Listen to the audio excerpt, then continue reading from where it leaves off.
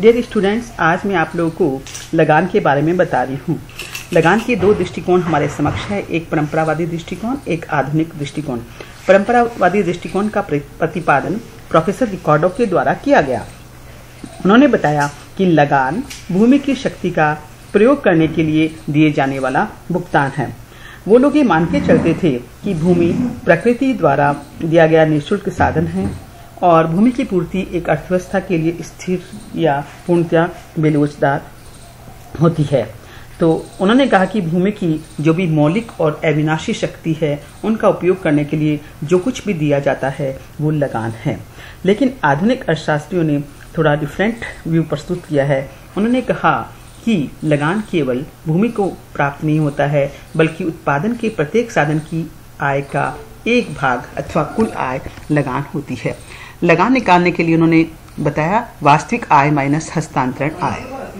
अब मैं बता रही हूँ कि हस्तांतरण आय क्या होती है। हस्तांतरण आय वह न्यूनतम आय है जो एक साधन को जहाँ पर वह काम कर रहा है अवश्य मिलनी चाहिए, अन्यथा वह अन्य व्यवसाय में हस्तांतरित हो जाएगा। इसका मतलब है कि जैसे मान लीजिए एक व्यक्ति के पास 3 जॉब है, ए, बी और सी। ए में उसको 1000 रुपये पर मंथ मिल रहे हैं, बी में 800 और सी में 600 रुपये पर मंथ मिल रहे हैं। वो कौन सा जॉब ज्वाइन करेगा जिसमें उसको सबसे ज़्यादा आय मिल रही है, अर्थात 1000 रुपये वाला। लेकिन सेकंड बेस्ट ऑल्टरनेटिव क्या है, 800 रुपये बी जॉब में। तो इसका मतलब ए जॉब में उसको बनाए रखने के लिए मिनिमम कितना पेमेंट करना पड़ेगा, 800 रुपये का। अर्थात यदि 800 रुपये से कम उसको पेमेंट किया जाएगा तो किस में चला जाएगा, बी जॉब में चला जाएगा। तो 800 रुपये उसकी हस्तांतरण आय या अवसर लागत है जो कि अवश्य दी जानी चाहिए ताकि वो उस व्यवसाय में बना रहे, अन्यथा वो दूसरे व्यवसाय में हस्तांतरित हो जाएगा।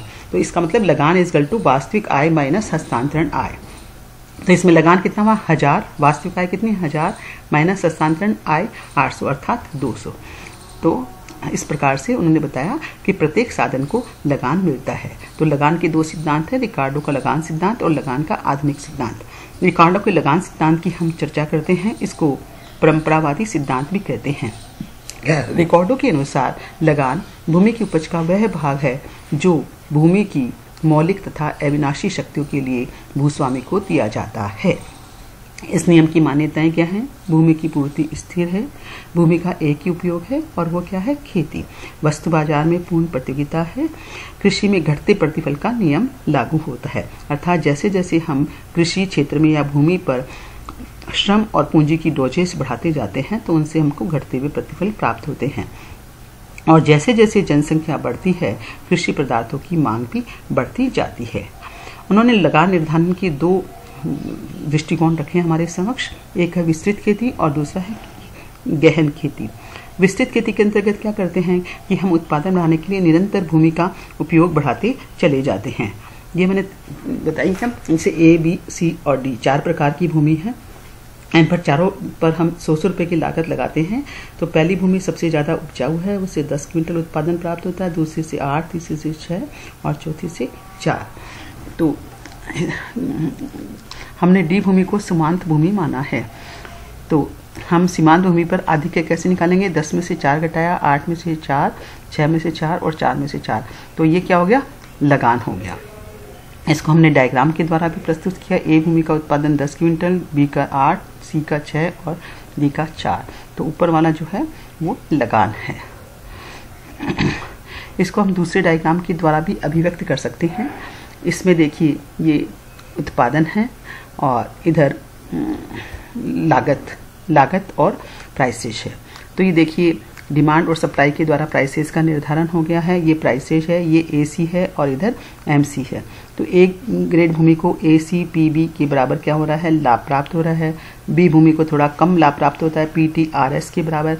सी भूमि को चूंकि वो सीमांत भूमि है उसको केवल क्या प्राप्त हो रहा है, सामान्य लाभ प्राप्त होता है। तो लगान किसके बराबर है, कीमत माइनस औसत लागत। कीमत में से औसत लागत को घटा दिया जाए तो लगान प्राप्त होगा।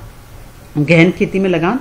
गहन खेती कौन सी होती है? जिसमें उत्पादन को बढ़ाने के लिए भूमि की मात्रा तो निश्चित रहती है, लेकिन उस पर श्रम और पूंजी की अधिकाधिक इकाइयों का प्रयोग किया जाता है।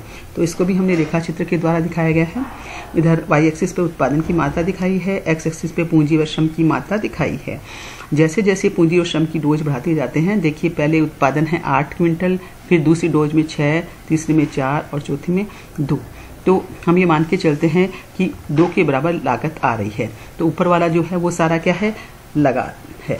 इसी को हमने इसके द्वारा भी दिखाया, श्रम व पूंजी की इकाइयाँ, लागत व उत्पादन। तो ARP और MRP एवरेज रेवेन्यू प्रोडक्टिविटी है, ये MRP है, ये W वेजेज है। तो आप देखिए ये संतुलन का होगा जहाँ MRP = MW सीमांत लागतें हो। तो इसके लिए हमने क्या किया है, ऊपर वाला जो पोर्शन है ना, ये रेंट है। और यदि MRP बढ़ जाती है, MRP 1 से MRP 2 हो जाती है, तो संतुलन E1 बिंदु पर होगा और रेंट भी ये बढ़ जाएगा, RWE1 वाला एरिया, ये वाला एरिया हो जाएगा। पहले ये था और अब ये बढ़ जाएगा। तो इस प्रकार से हम जब गहन खेती है उसके अंतर्गत भी लगान को निकाल सकते हैं। तो बच्चों, आज मैंने 2 प्रकार के सिद्धांत चर्चा की है, एक है विस्तृत खेती और दूसरी है गहन खेती, और रिकॉर्डों के सिद्धांत की चर्चा की है। कल हम लोग देखेंगे इसकी आलोचना।